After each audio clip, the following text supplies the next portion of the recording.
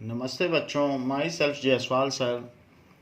हम पढ़ रहे हैं class 12th chemistry the solid states. Last class में हमने क्रिस्टलाइन सॉलिड्स के दो टाइप पढ़ लिए थे, that is molecular solid and ionic solids. Now we will learn about the third type of crystalline solid. So third type of crystalline solid is metallic solid.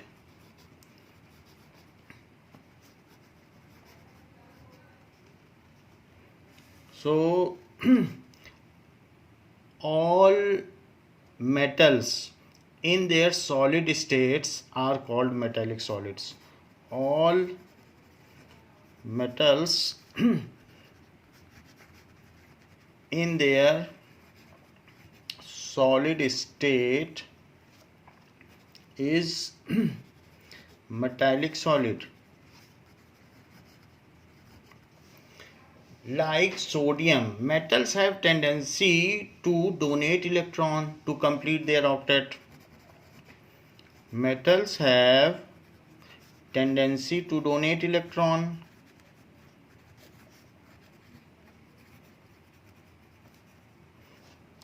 to complete their octet. Donate electron to complete their octet. क्योंकि वो electropositive होते हैं, इसलिए वो electron donate करके अपना octet पूरा करते हैं। जैसे आप देख लीजिए कि सोडियम, अगर बगल में क्लोरीन ना भी हो तो भी वो इलेक्ट्रॉन अपने वैलेंस इलेक्ट्रॉन को फ्री छोड़ देगा। नहीं भी है तो जब वो अपने वैलेंस इलेक्ट्रॉन को फ्री छोड़ देगा तो that electron is said to be free, तो उसको फ्री इलेक्ट्रॉन कहेंगे। And it is free to move within the solid. वो इलेक्ट्रॉन फ्री है, वो कहीं भी मूव ही करता रहेगा। तो जितने भी इसमें हैं, इन्होंने अपने अपने इलेक्ट्रॉन को फ्री छोड़ दिया है ऐसे। Now they have left their electrons free. अब जरा देखें, and these electrons move freely around these cations. Cations occupy lattice point. ये जो कैटायंस हैं वो लैटिस पॉइंट पर हैं, लैटिस पॉइंट। और जो वैलेंस इलेक्ट्रॉन हैं दे आर लेफ्ट फ्री, तो ये फ्री इलेक्ट्रॉन हैं। सो ये इसके चारों तरफ, क्योंकि कैटायंस के बीच में रिपल्शन है, तो उनको बाइंड करने के लिए ये इलेक्ट्रॉन इसके चारों तरफ ऐसे रोटेट करते हैं, ऐसे रोटेट करेंगे फ्रीली। तो इस तरीके से हम कह सकते हैं this electron freely revolve around these, इस तरीके से। और इस तरीके के मॉडल को कहते हैं electron C model. This is electron C model. जैसे मान लीजिए कि अगर आपने सोडियम मेटल में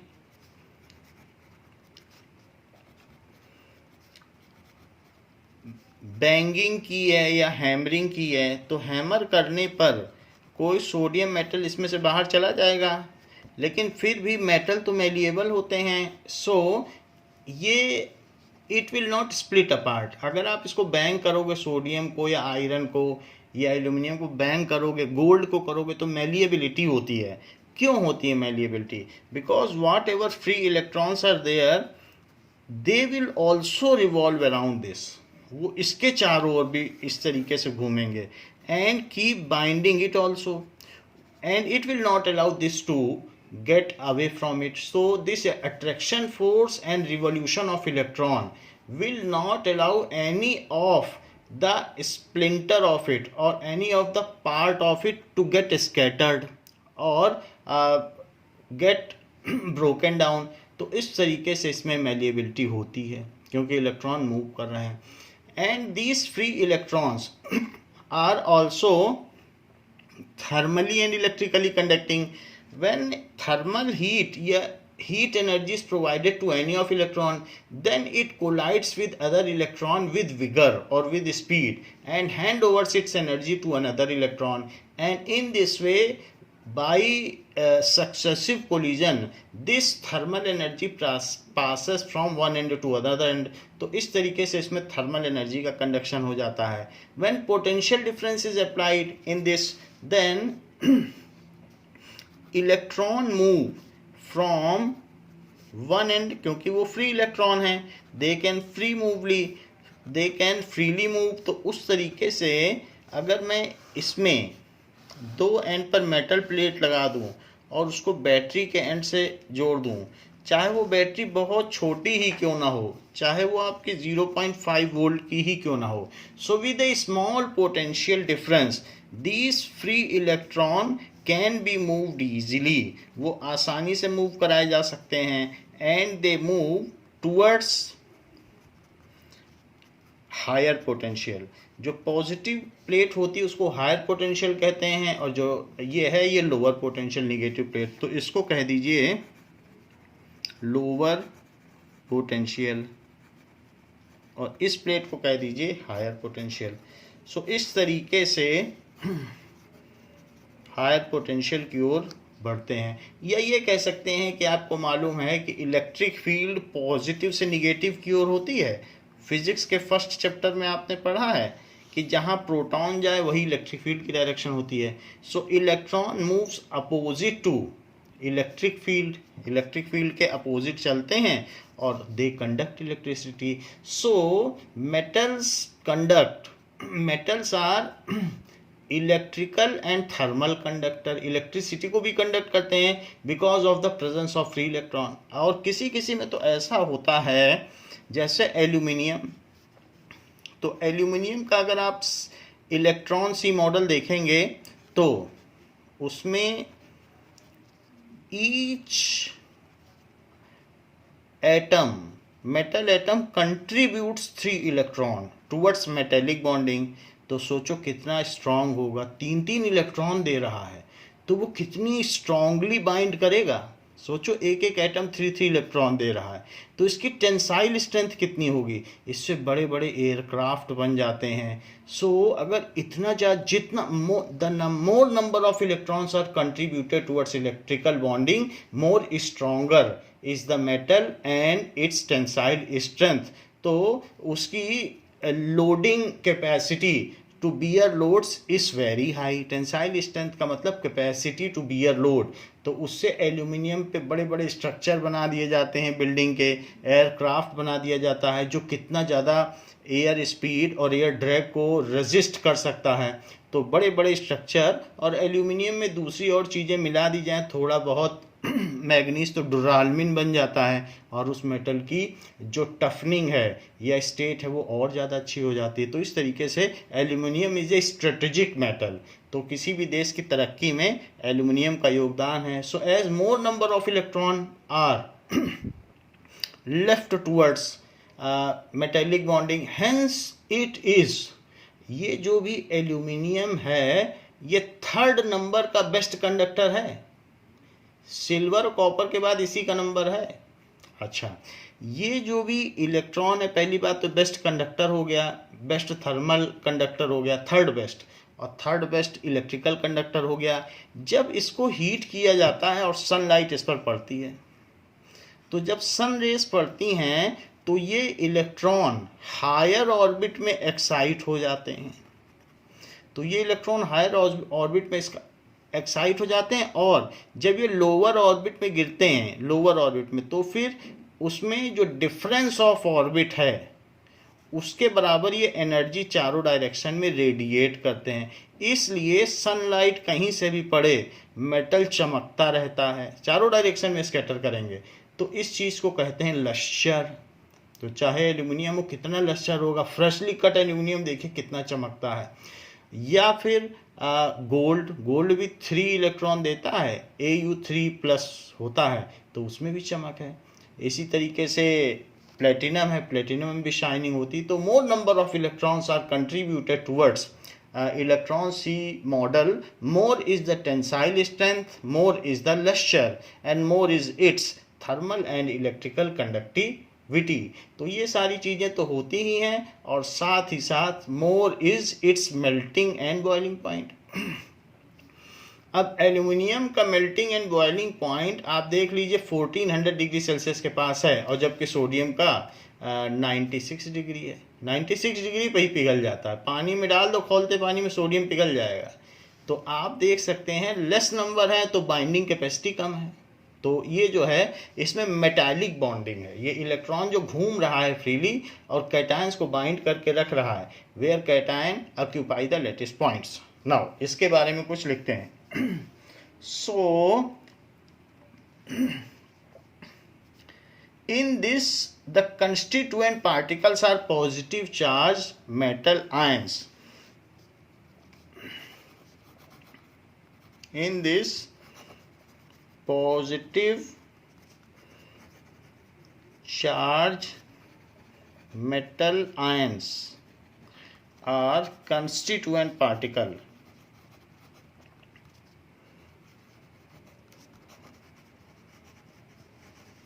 which occupies lattice point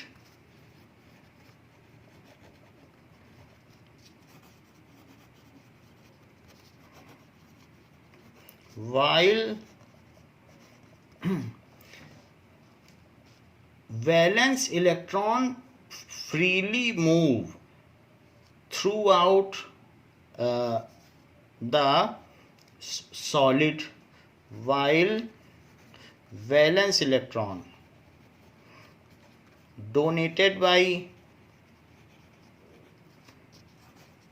cation, metal cation, moves freely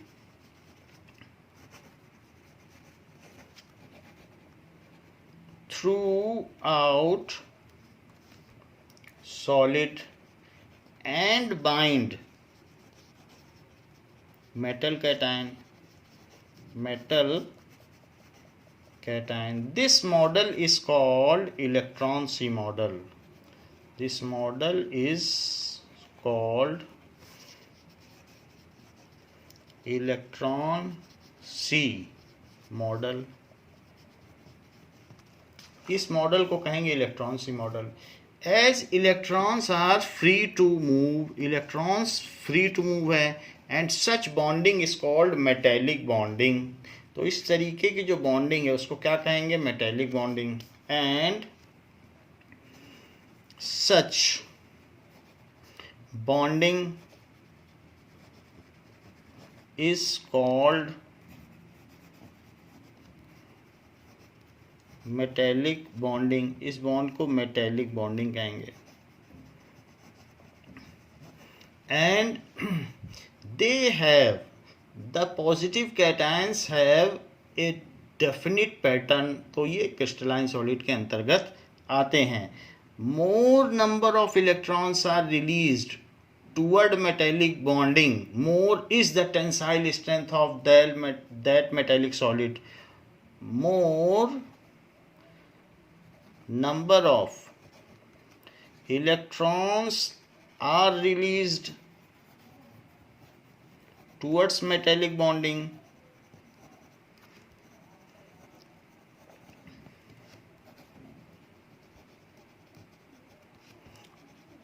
more stronger is the metal is, उतना ही ज़्यादा stronger metal होगा। So more stronger is the metal is।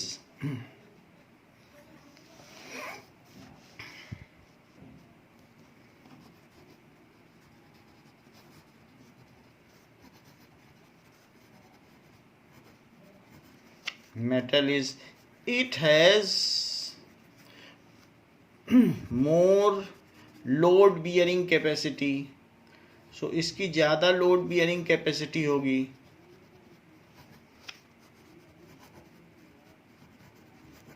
that is tensile strength।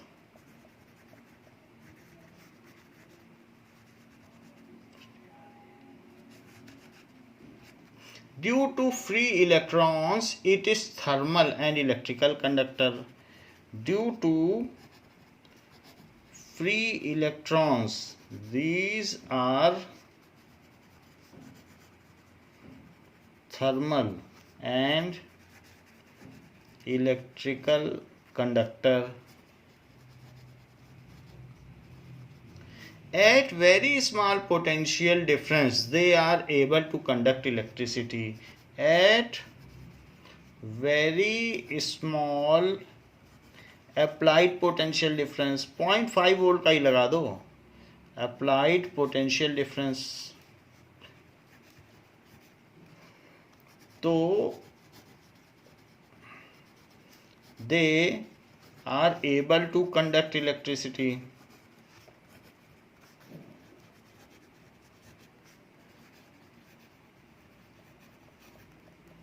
ये चीज होती है. तो हमने देखा higher the number of valence electron या free electron, more is the tensile strength and higher is the lustre. उतनी ही चमक भी ज़्यादा होगी क्योंकि उतने ज़्यादा इलेक्ट्रॉन हायर ऑर्बिट में जाएंगे और जब वापस लौटेंगे तो उतनी ज़्यादा एनर्जी वो फोटोन के तौर पर रेडिएट करेंगे, और गोल्ड हो या एल्यूमिनियम हो वो उतना ज़्यादा ही चमकता है. तो ये भी बात होती है कि ज़्यादा इलेक्ट्रॉन फ्री होंगे तो ज़्यादा लश्चर भी होगा. तो ये तो बात हो गई कि मेटेलिक बॉन्ड में इस तरीके का होगा. So they have lustre due to, उनको उनमें लश्चर क्यों होती है? They have lustre as electron gain energy, free electron gain energy and move to higher orbit, and then they descend to lower orbit and release photons in all the direction. As free electron gain energy, solar energy हो या atmosphere से energy हो, to move in higher orbit, and when they descend, जब वो उतरते हैं in lower orbits, then they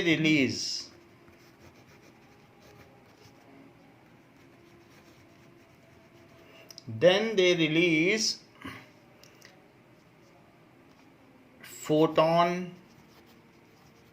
and radiate, produce luster.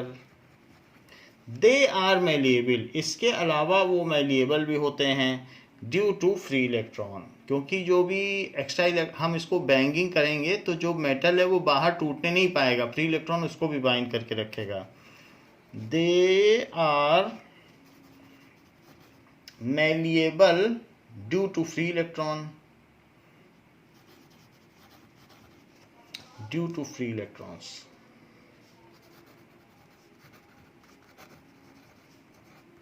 तो इस तरीके से इलेक्ट्रॉन सी मॉडल की वजह से ये होता है.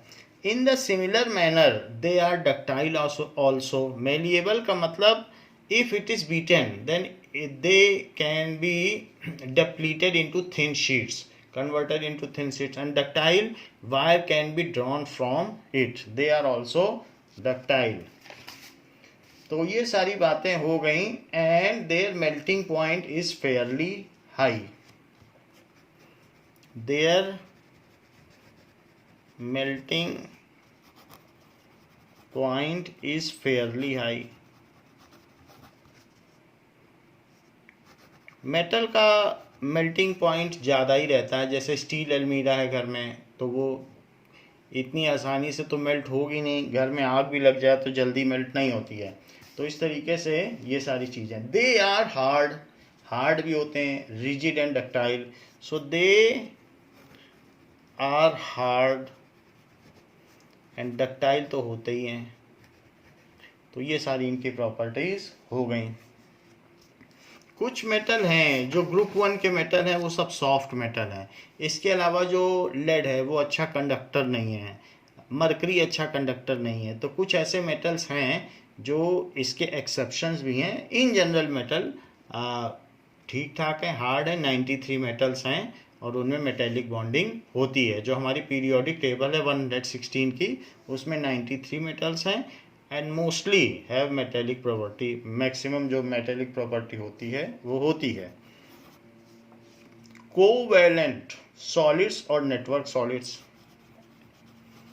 कोवैलेंट सॉलिड्स, और उसको कहेंगे network solid.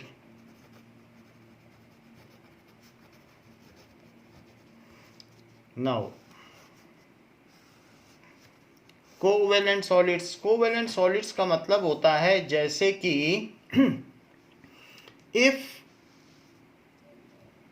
each molecule is directly or indirectly bonded to any of the molecule of the lattice, then it is a covalent solid. If all atoms, जो भी atoms हैं of a solid are bonded with each other, bonded with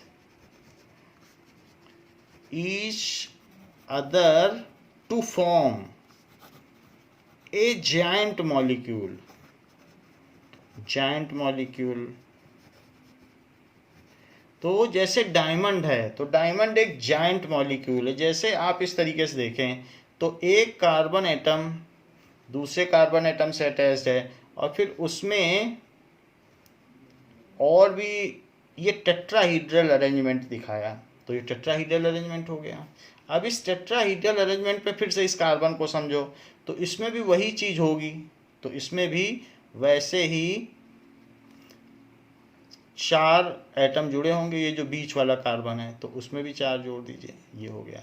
सो ये इस तरीके से हो गया, हर एक के साथ यही होगा। तो अब यहाँ पर ये देख लीजिए कि ये जैसे है तो इसमें भी यही चीज़ होगी। Now different carbon atom are attached with each other, तो इसमें भी यही चीज़ होगी। हर एक देखिए 4 से कनेक्टेड है, और फिर इसमें भी यही चीज़ होगी।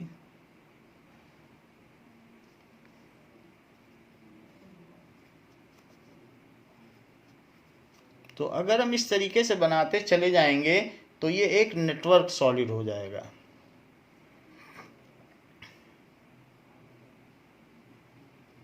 हर एक को आपको 4 से बॉन्डिंग करनी है। So in this way it becomes network solid.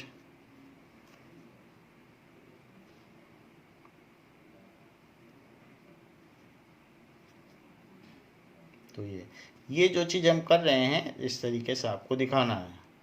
हर एक के साथ आपको डिफरेंट बॉन्डिंग करनी है। नाउ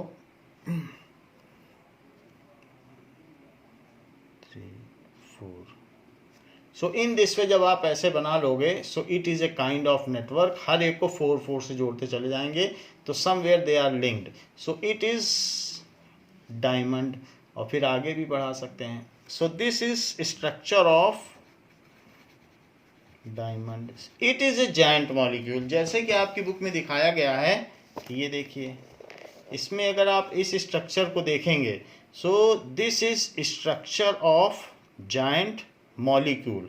तो ऐसे ही यहाँ पर ये बनाया हुआ है कि डिफरेंट हेक्सागन्स हैं और उसमें ये बना दिया गया है। तो you can make such structure of diamond.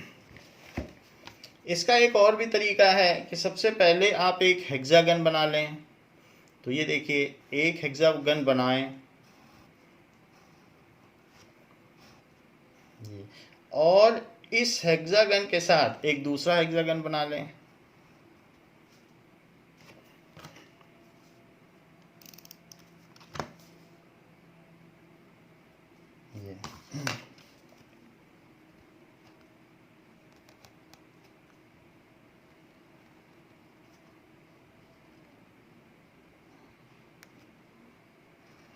ये सेकंड हेक्सागन बना लें।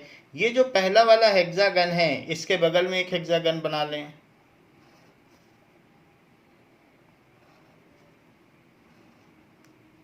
तो इस तरीके से हमने सिर्फ एक हेक्सागन अलग से बनाया है, ओवरलैप। तो ये हमने हेक्सागन ऊपर बनाया है और बाकी सब 2 तो अगल बगल ही बना लिए। ये देखिए,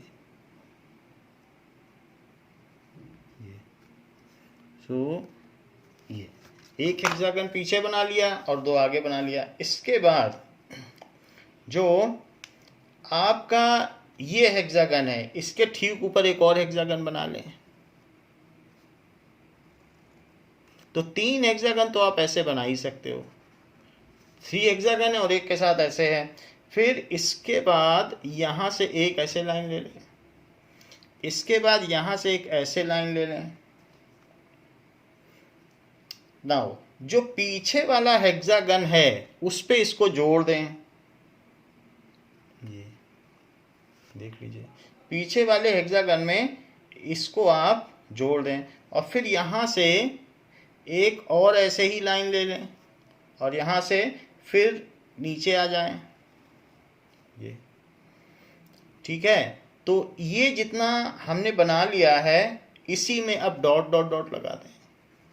तो हर एक के साथ आपका जो स्ट्रक्चर है वो 4 का बनेगा। तो यहाँ पर ज़रा देखें तो ये वाला जो एटम है इससे ये जुड़ जाएगा और बाकी सब जगह आप डॉट लगा दें। तो कुछ में नहीं भी जोड़ा गया है तो उसको कंप्लीट किया जा सकता है, तो that we can separately complete it. तो उसके लिए फिर अलग से नेटवर्क बनाया जा सकता है, जैसे ये हो गया।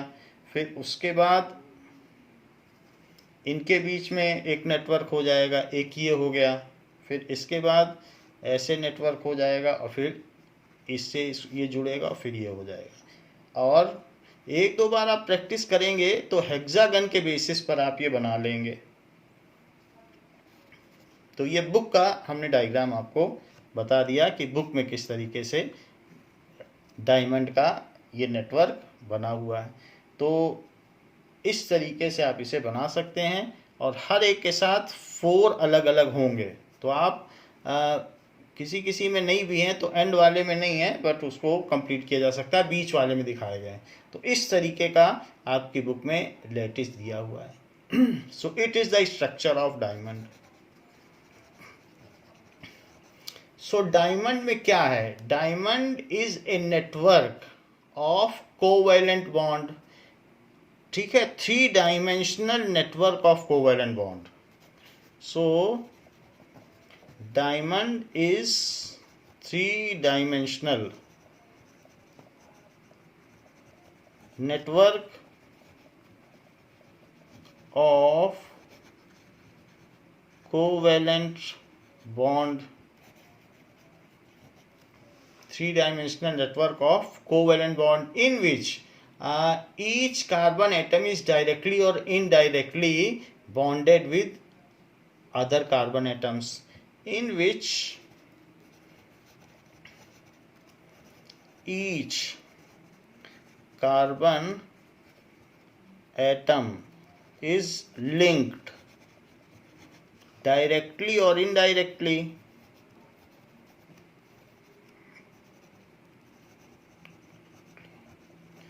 with other carbon atom.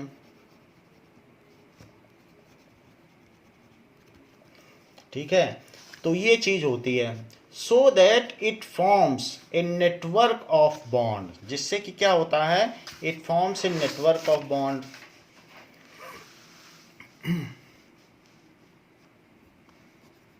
So that it forms network of bond. Network बन जाता है। Now their bonds are, each carbon atom is tetrahedrally bonded with, जो डायमंड है उसमें each carbon atom is tetrahedrally bonded with 4 carbon atom. In diamond each carbon atom is tetrahedrally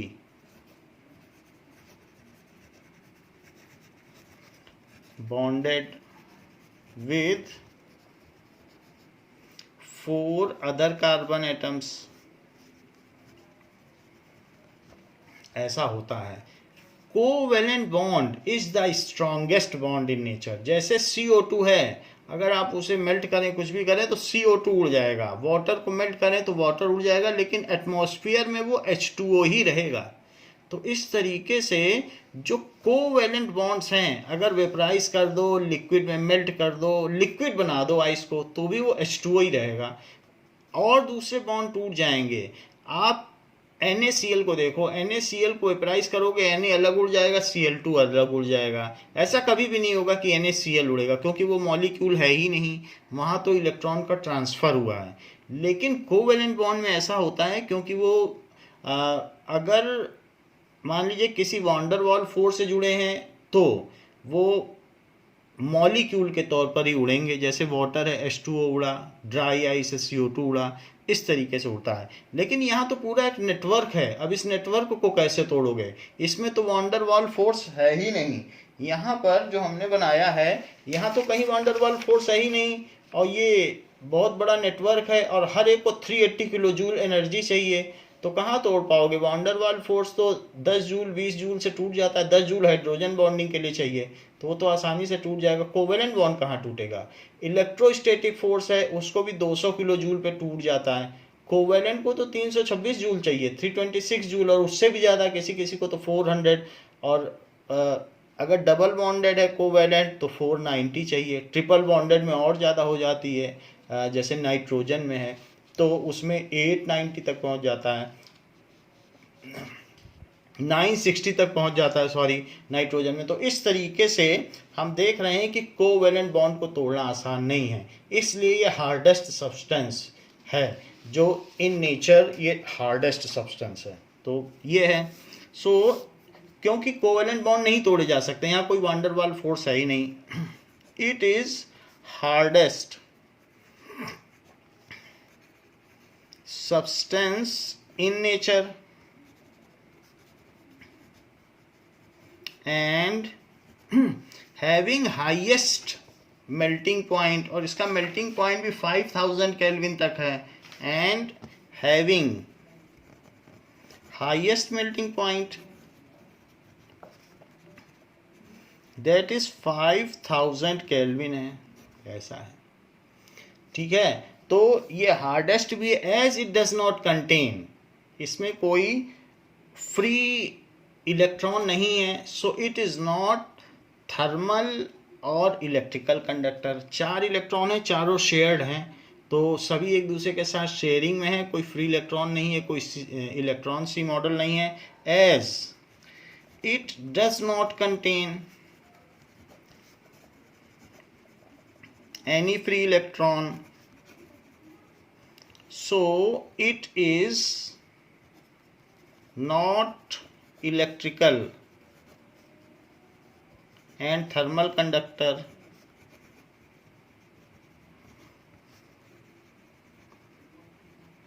thermal conductor नहीं है।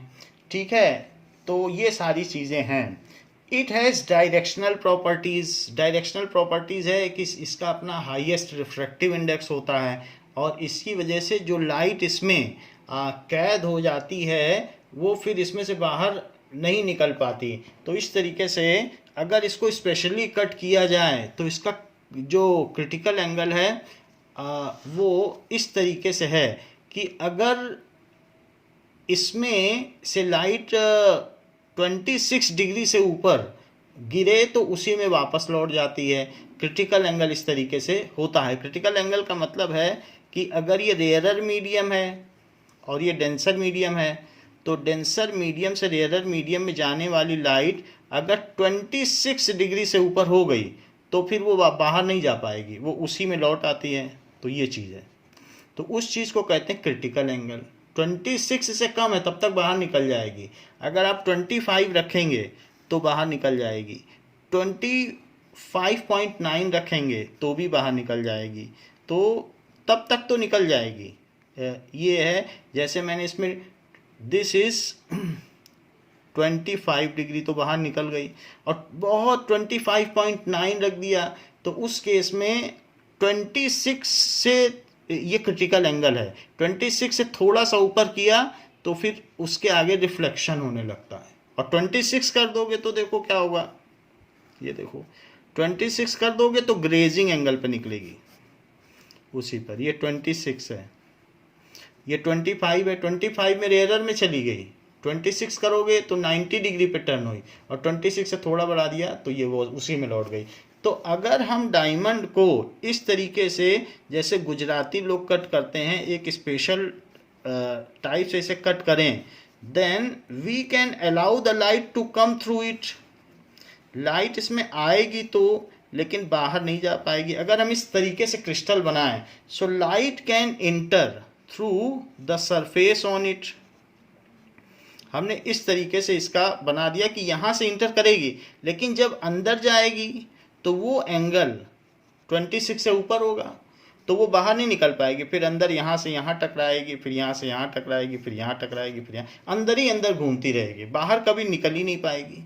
जब तक इस सरफेस से न निकले तब तक ना निकले।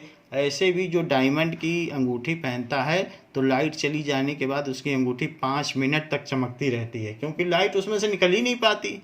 तो इस तरीके से इसका हाईएस्ट रिफ्रैक्टिव इंडेक्स है, और 1 upon refractive index is equals to the critical angle होता है, that is sine C is 1 upon eta, that is 1 upon refractive index. तो इसमें चूंकि इसका रिफ्रैक्टिव इंडेक्स ही 2.42 है, it has highest refractive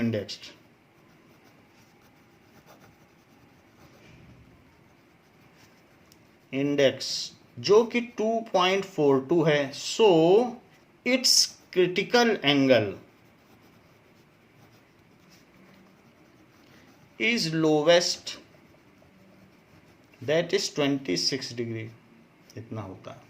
तो क्रिटिकल एंगल इसका लोवेस्ट है, so it is used as jewels, so it is used as precious gem, used as jewel, एक इस तरीके से यूज होता है। ये क्या है, केमिकली इनर्ट है, जल्दी डिकम्पोज नहीं होता, ये सारी इसकी प्रॉपर्टी है।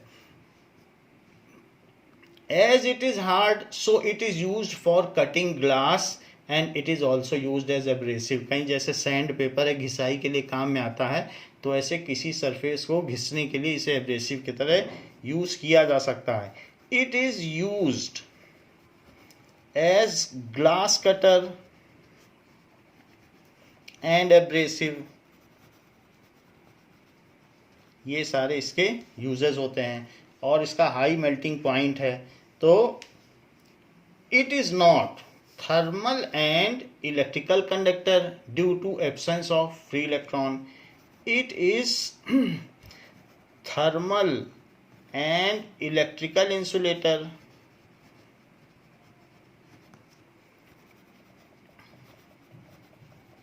due to absence of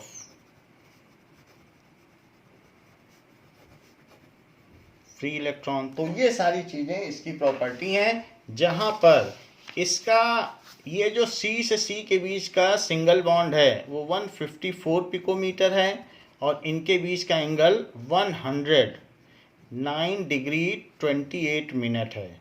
28 minute मतलब 60 minute is equals to 1 degree होता है, तो लगभग ये हाफ डिग्री है, that is nearly equivalent to 109.5 degree.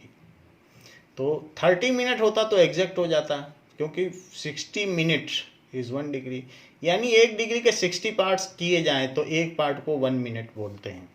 ये चीज़ है, तो ये सारी चीज़ें यहाँ बताई गई। तो इतना इसका एंगल होता है, टेट्राहीड्रल बॉन्डिंग होती है, 3 डायमेंशनल नेटवर्क होता है, और ये सारी प्रॉपर्टी है। और ये कोवैलेंट सॉलिड है या नेटवर्क सॉलिड, क्योंकि पूरे में फैला हुआ है इसलिए इसको नेटवर्क सॉलिड भी कहते हैं।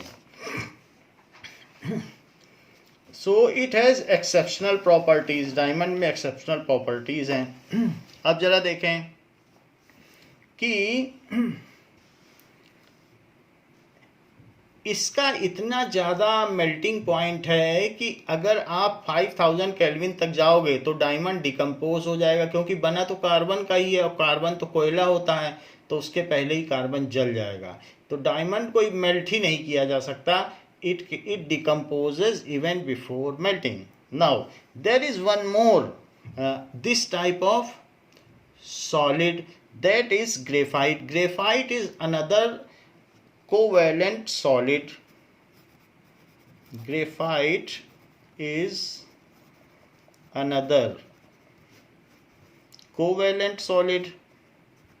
तो दूसरा कोवेलेंट सॉलिड ग्रेफाइट है।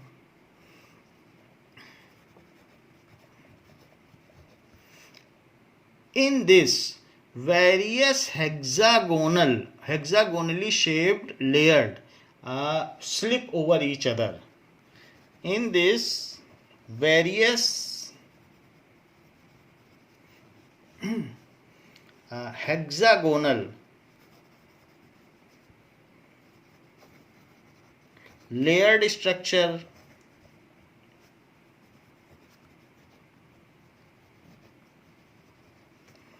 slip over each other, इस तरीके से होता है, एक दूसरे के ऊपर स्लिप करते हैं। जैसे आप ये समझ लें कि कार्बन इस तरीके से बॉन्डेड हो और यहां पर ये सब डबल बॉन्ड हो इस तरीके से। So alternate single and double bond, और फिर ये दूसरा हेक्सागोनल स्ट्रक्चर हो, और ये है, ये 4 हो गए बॉन्ड, ये इसका 4 हो चुका है। तो इस तरीके से ये, तो यहाँ हो गया, एक एक बॉन्ड छोड़ के बनाए। तो इस तरीके से ये हो गया, इसको छोड़ दीजिए, फिर ये अब यहाँ पे बनाइए।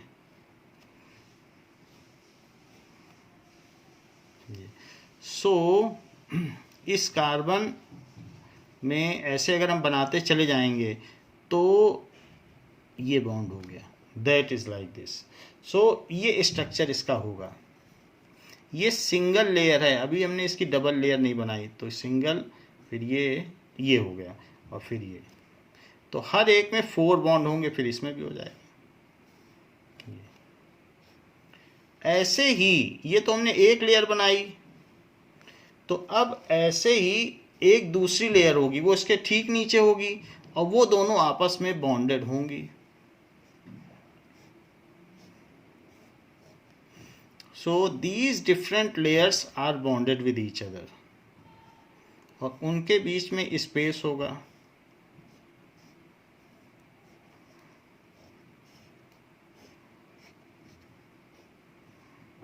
ये नाउ तो अल्टरनेट आप छोड़कर बॉन्ड बना लें, जैसे इसमें है तो इसे छोड़कर यहाँ बना लें, फिर इसमें बना लें, फिर यहाँ बना लें, इस तरीके से ये हो गया। दीज आर वेरियस लेयर्स, और इनके बीच में जो भी होगा एक के नीचे दूसरी लेयर होगी और इस तरीके से होगी, जैसा कि आपकी बुक में दिखाया है, वेरियस लेयर्स। तो वेरियस लेयर्स में आपको ध्यान देना है कि इनके बीच 340 पिकोमीटर है। क्यों 340 पिकोमीटर है? क्योंकि आपको मालूम है कि जो डबल बॉन्ड होते हैं कार्बन में, उसमें p ऑर्बिटल होती है और उसमें पाई बॉन्ड होता है। तो पाई बॉन्ड की वजह से इसके ऊपर और नीचे इलेक्ट्रॉन क्लाउड है। डबल बॉन्ड सीधे तो बनता नहीं है, C और C आपस में एक सिंगल बॉन्ड बनाते हैं, और प्लेनर स्ट्रक्चर है क्योंकि सभी sp2 हाइब्रिडाइज्ड हैं। इसमें ऐसा कोई ना सोचो sp3 होता तो टेढ़ा मेढ़ा होता, sp2 ही लीनियर हो सकते हैं, क्योंकि sp2 होने की वजह से ही इसमें यहाँ भी 120, यहाँ भी 120 और यहाँ भी 120 है। So it is sp2 hybridised. Book में नहीं दिखाया गया है, लेकिन जब आप वीडियो देखेंगे और हम भी वीडियो दिखाएंगे तो ये बात आपको दिखा देंगे कि इट इज़ sp2 हाइब्रिडाइज्ड। तो ये सब 120 डिग्री है, और डबल बॉन्ड से भी ये पता चल जाता है कि 120 डिग्री, और उसी से लेयर्ड स्ट्रक्चर होगा। तो ये जो इसका लेयर्ड स्ट्रक्चर है, इसमें इस कार्बन के नीचे मान लीजिए जो भी कार्बन होगा, तो 2 सक्सेसिव कार्बन के बीच में 340 पिकोमीटर का डिफरेंस होगा, जो कि काफ़ी ज़्यादा है। जबकि इनकी जो बॉन्ड लेंथ होगी वो एवरेज बॉन्ड लेंथ होगी, क्योंकि इनमें रेजोनेंस होगा। तो 154 ना हो के और 133 ना हो के, जैसे C डबल बॉन्ड C की बॉन्ड लेंथ क्या होती है 133 पिकोमीटर, और C सिंगल बॉन्ड C की क्या होती है 154 पिकोमीटर। तो जब रेजोनेंस होगा तो इसकी बॉन्ड लेंथ क्या होगी, यहाँ रेजोनेंस की कंडीशन है। सो 141.6 पिकोमीटर, जो कि बेंजीन में भी होती, वहाँ भी यही रेजोनेंस होता है।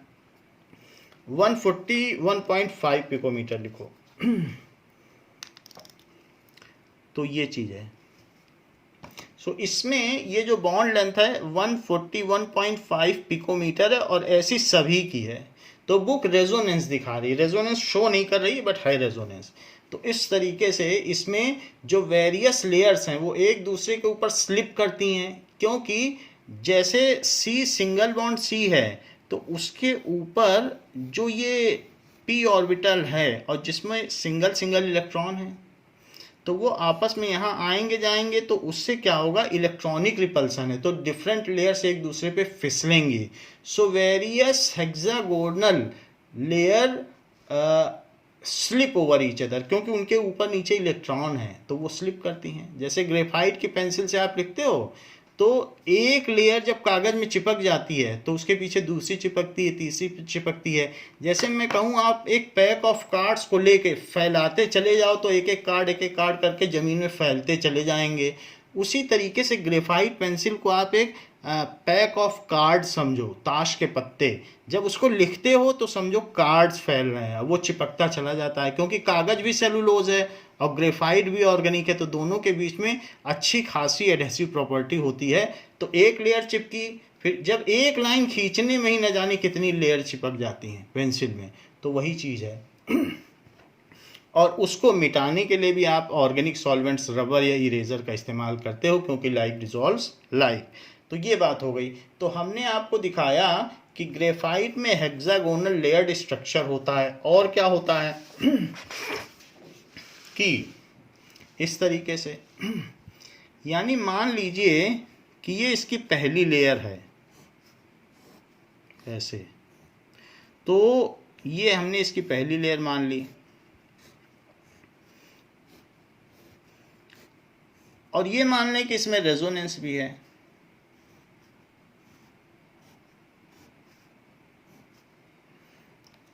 Now this is like this, तो हमने इसकी पहली लेयर इसको मान लिया। अब देखिए इसमें क्या होगा कि यहाँ से दूसरी लेयर ऐसी होगी। सो ये सेकंड लेयर है। बिल्कुल ऐसा नहीं होता इसमें कि एग्जैक्टली ओवरलैप करे, वो चीज़ आप वीडियो में देख लिए या हम दिखा देंगे आपको यूट्यूब में, तो ऐसा होता है। फिर ये यहाँ चलता है, ये सेकंड लेयर है और ये यहाँ आ गई, और इसी तरीके से ये जो भी है सेकंड लेयर इसी तरीके से चलती चली जाएगी। तो ये यहाँ आ गई, तो ये हमने आपको सेकंड लेयर दिखाई। फर्स्ट लेयर तो दिखा दी थी, सेकंड लेयर आप देख लो। सेकंड ये वाली है,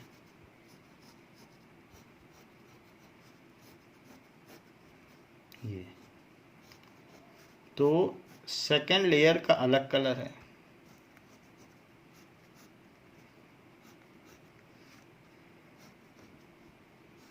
हाँ, सभी sp2 हाइब्रिडाइज्ड हैं, इसीलिए सब में 120 डिग्री है और सब लीनियर हैं। ये तो फर्स्ट लेयर और सेकंड लेयर आपको पता चल गई। अब जो थर्ड लेयर होगी वो फर्स्ट के ठीक ऊपर ओवरलैप करेगी, यानी जो फर्स्ट लेयर होगी वो यही होगी, बस इसके ऊपर बनानी है। बट अब ऊपर ना बना के हम अलग से बना रहे हैं, क्योंकि फिर आप ऊपर बना देंगे तो आपको दिखेगी ही नहीं, है इसी के ऊपर ही। ये थर्ड लेयर है। तो थर्ड लेयर ये ए बी ए टाइप है, A B A B A B इस तरीके से। तो पहली लेयर, फिर बी दूसरी है और ये तीसरी लेयर, तो ऐसे दिखाया।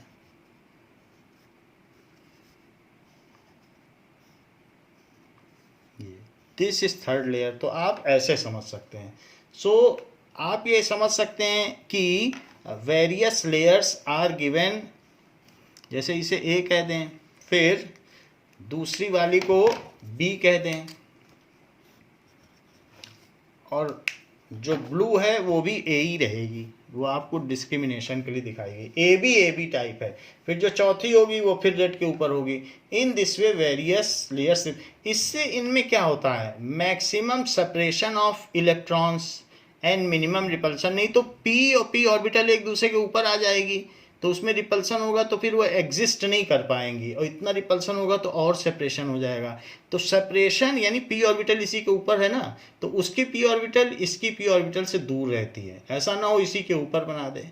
तो स्पेस का भी तो देखना पड़ेगा। तो maximum separation, minimum repulsion and maximum stability and minimum energy, ये चारों चीज़ों का ध्यान रखा जाता है। नाउ अब जबकि हमने ग्रेफाइट का ये एक तरीके से ओवरव्यू बनाया है, ऊपर से देखने पे ओवरव्यू ऑफ ग्रेफाइट। अगर ओवरव्यू आप ग्रेफाइट ना बनाना चाहें तो इस तरीके से आप फ्रंटल व्यू बना लें, तो फ्रंटल व्यू बुक में दिया है, वैसे चाहें वैसे बना लें, हर तरीके का है। तो ये चीज़ है। इन ग्रेफाइट, ग्रेफाइट में क्या होता है, in graphite each carbon atom is sp2 hybridised. अच्छा, एक चीज हमने वहां नहीं लिखी थी जब डायमंड की बात की थी, तो डायमंड में 4 कार्बन वो sp3 हाइब्रिडाइज्ड कार्बन एटम है, ये लिख लीजिएगा, हाइब्रिडाइज्ड कार्बन एटम। ये चीज लिखनी जरूरी है क्योंकि तभी तो टेट्राहीड्रल हैं, और ये sp2 हाइब्रिडाइज्ड है, ठीक है। तो sp2 हाइब्रिडाइज्ड हर कार्बन एटम होगा, and it is bonded to 3 अदर carbon atom,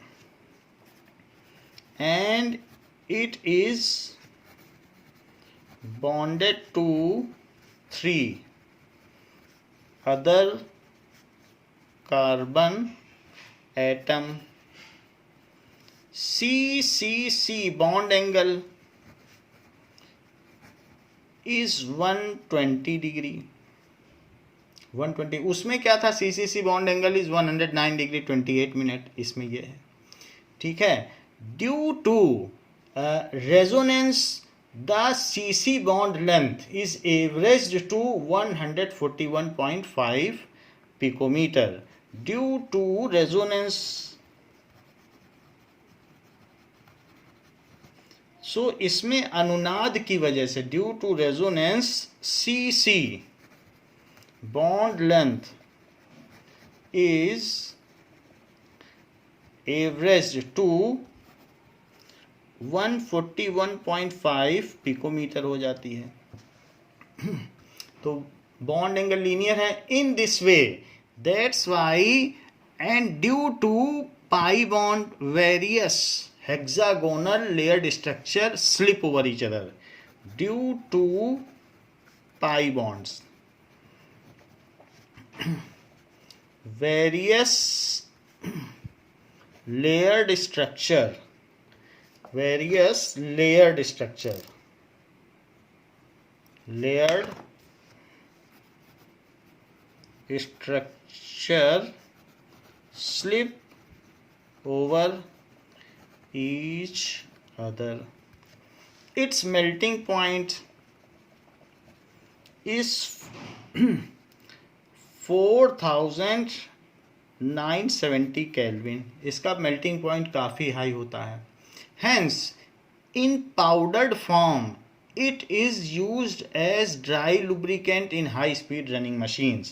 Hence, in powdered form, it is used as dry lubricant, क्योंकि जलता नहीं है, ये dry lubricant की तरह इस्तेमाल किया जाता है, dry lubricant। तो ड्राई लुब्रिकेंट है, पाउडर में डालो तो फिसलता रहेगा, लुब्रिकेंट। इन जैसे बोरिक एसिड होता है कैरम में डालते हैं, उसी तरीके से ये है। इन हाई स्पीड रनिंग मशीन, क्योंकि उसमें ज़्यादा हीट जनरेट होती, ऑयल डालोगे तो जल जाएगा, धुआं निकलने लगेगा। High speed running machines,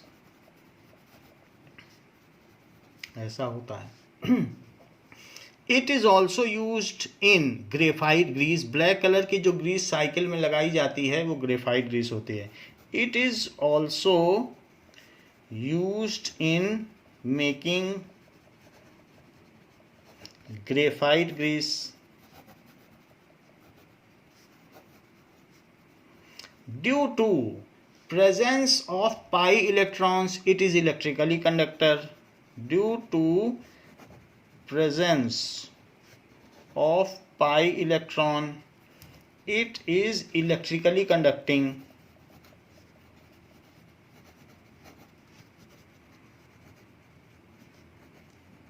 So used as electrodes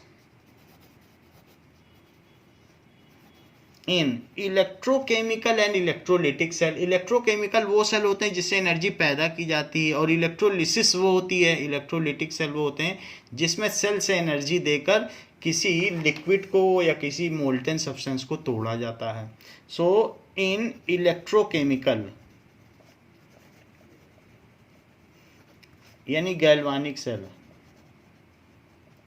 जैसे डेनियल सेल होता है galvanic cell, and electrolytic cell, it is also used for writing in pencils. It is also used in pencil lead, जो पेंसिल में lead होती है for writing. तो ये सारे इसके इस्तेमाल हो गए कि ग्रेफाइट किस किस काम में आता है. तो these are the various uses. तो ये भी हाईली मेल्टिंग पॉइंट का है और लुब्रिकेंट भी है. ग्रेफाइट इज सॉफ्ट, तो इसमें क्या ये दब सकता है क्योंकि इसके बीच में पाई बॉन्ड होते हैं. इट इज सॉफ्ट, तो ये सॉफ्ट होता है. ओके, सो ये चीज है. If high pressure and temperature is applied on graphite, then it can be converted into diamond. Such diamonds are called American diamond. If high pressure, ये ब्लैक कलर का होता है. If high pressure and temperature is applied to graphite, it can be converted to diamond. वो diamond American diamond कहलाएंगे. तो ये diamond में बदल जाता है. Diamond and graphite are allotropes of pure carbon. Diamond and graphites are pure form है allotropes of carbon. इसका जो दूसरा एग्जाम्पल है कोवैलेंट सॉलिड का, SiO2. SiO2 का मतलब जैसलमेर की बालू. और एग्जाम्पल कौन से हैं कोवैलेंट नेटवर्क के? SiO2, जिसे क्वार्ट्ज भी कहते हैं. सो क्वार्ट्ज या सैंड या सिलिका. सिलिका होती है, थर्मस बोतल में फ्लास्क नया खरीद के लाते हैं तो सिलिका, ड्राई सिलिका उसमें लिखा रहता है. तो ये सारी चीज़ें हो गई. या इसके अलावा एल्यूमिनियम नाइट्राइड, ALN. तो ये सारे कोवैलेंट नेटवर्क हैं और इनमें आपस में कोवैलेंट बॉन्ड होता है. ये 3 इलेक्ट्रॉन और इसके 3 इलेक्ट्रॉन आपस में, इसको ज़रूरत है 3 की, तो कोवैलेंसी से ये काम पूरा हो जाता है.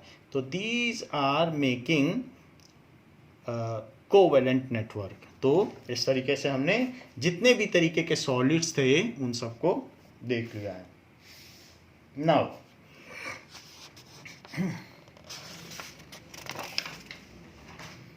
We will see some in text questions.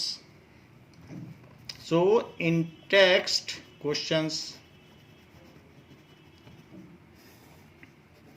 Page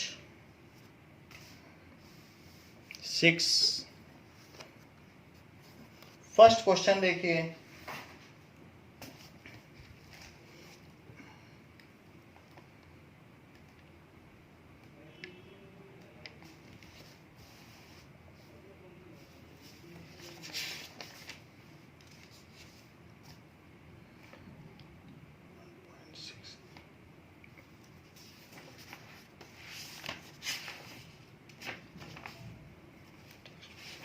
Now,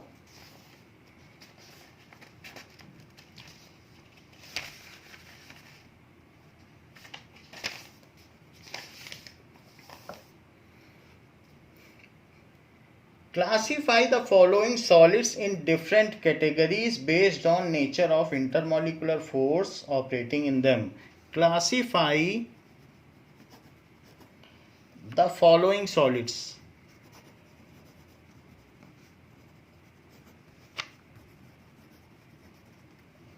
in different categories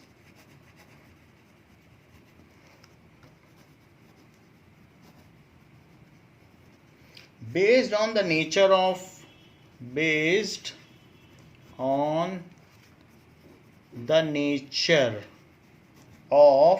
intermolecular forces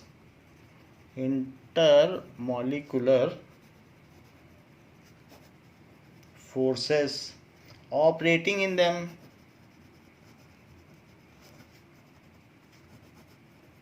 तो आपको ये बताना है कि ये किस तरीके के सॉलिड्स हैं on the basis of them. जैसे पोटेशियम सल्फेट कैसा है,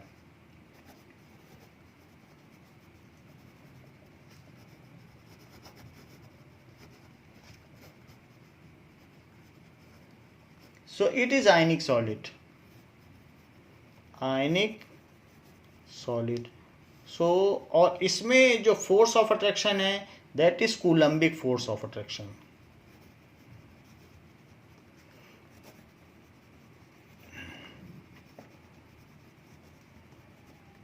second is now zinc sulphide. Zinc sulphide भी इसी तरीके का है. सो जिंक सल्फाइड, तो इन सब में यही चीज है. इसके अलावा बाकी इसमें और आयनिक सॉलिड का कोई एग्जाम्पल नहीं है. बाकी देखते हैं टिन यानी एसन स्टेनस. तो टिन किस तरीके का सॉलिड है. Rubidium that is RB. So ये फर्स्ट ग्रुप है लीना केरब CH4. तो आरबी आता है तो लीना के रब रुबिडियम फर्स्ट ग्रुप का हो गया. इसके अलावा और ये दोनों जो हैं दीज आर मेटेलिक सॉलिड्स. तो ये कैसे हो गए मेटेलिक सॉलिड्स हो गए. इनमें मेटेलिक बॉन्डिंग होती है.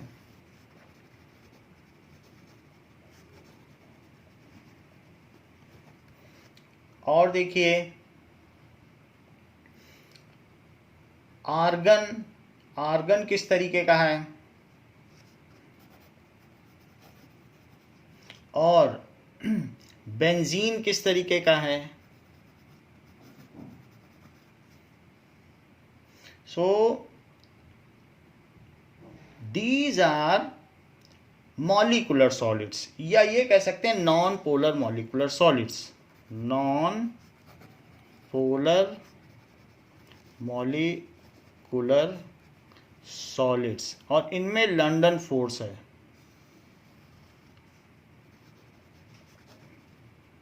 That is weak van der Waals force. Now silicon carbide ये किस तरीके का है.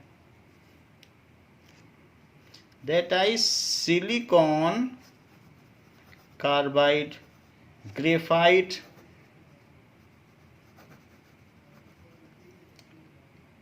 these are network or covalent solid.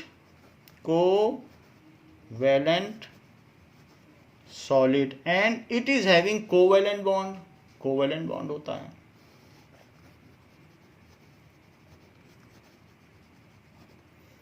Now water and ammonia ये कैसे सॉलिड्स हैं. So water and ammonia NH3, this is H bonded molecular solid. H hydrogen bonding molecular solid, इनमें क्या चीज होगी? H bonding.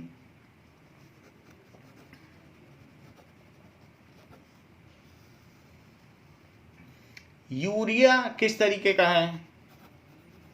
यूरिया, तो यूरिया है NH2 C double bond NH2, तो ये इस तरीके का एंगल होता है। तो इस वजह से इसमें क्या होता है कि इसमें डाइपोल मोमेंट हो जाता है। So mu is not equal to 0, तो इसलिए ये पोलर मॉलिक्यूलर सॉलिड्स हो गए। सो पोलर मॉलिक्यूलर सॉलिड्स, और इसमें डाइपोल डाइपोल इंटरेक्शन हो गया, डाइपोल डाइपोल इंटरेक्शन इस तरीके का होगा। सो फर्स्ट क्वेश्चन में ये पूछा गया है कि किस तरीके के सॉलिड्स हैं। Solid A is very hard electrical insulator. Solid A is very hard electrical insulator in solid as well as in molten state। in electrical insulator है, चाहे इसको मेल्ट कर दो तो भी इंसुलेटर है और चाहे सॉलिड हो तो भी। In solid as well as in molten state, ऐसा बताया गया है। And melts at extremely high temperature, and melts at extremely high temperature।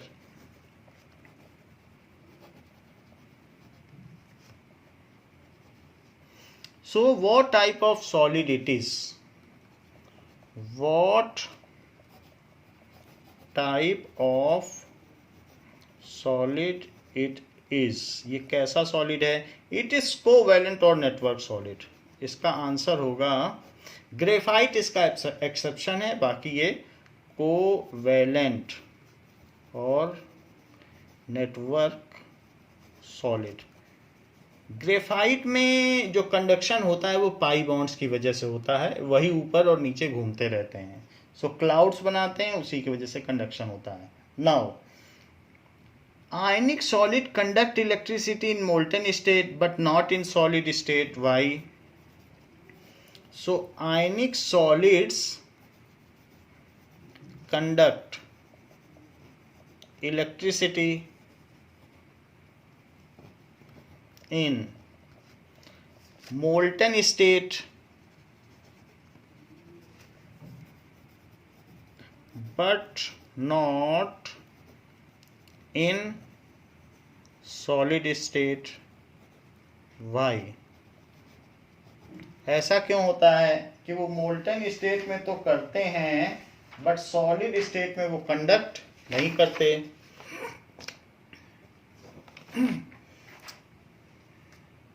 ये पूछा गया है। They do not conduct in solid state. So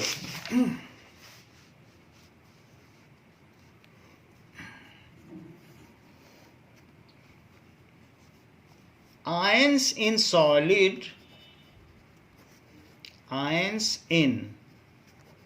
solid occupy fixed positions at their lattice points,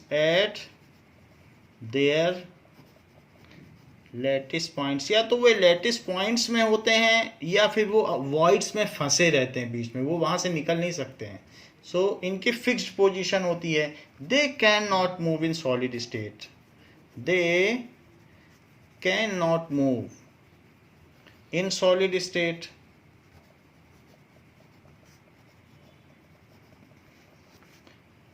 but only can oscillate to and fro at their mean position, but only can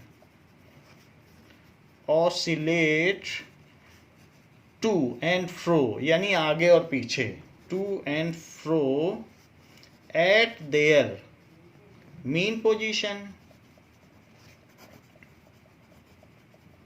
mean position में आगे पीछे move कर सकते हैं। So they can not conduct electricity in solid state. They can not conduct electricity in solid state while in molten state। these molten state में क्या होता है, while in molten state these electrostatic bonds are broken। Electrostatic chemical bonds, इसको ionic bonds भी कह सकते हो, that is ionic bond. Ionic या फिर इलेक्ट्रोवैलेंट बॉन्ड भी कह सकते हो, electrovalent bond break and cations and anions start move freely and cations and anions start move freely, hence they conduct electricity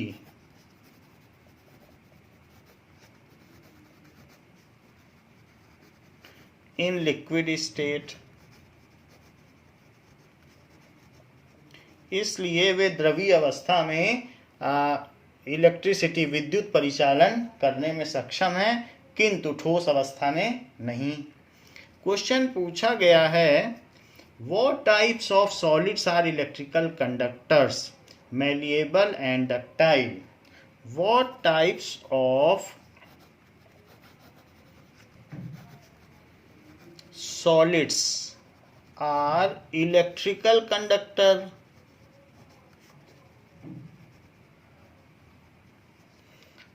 malleable and ductile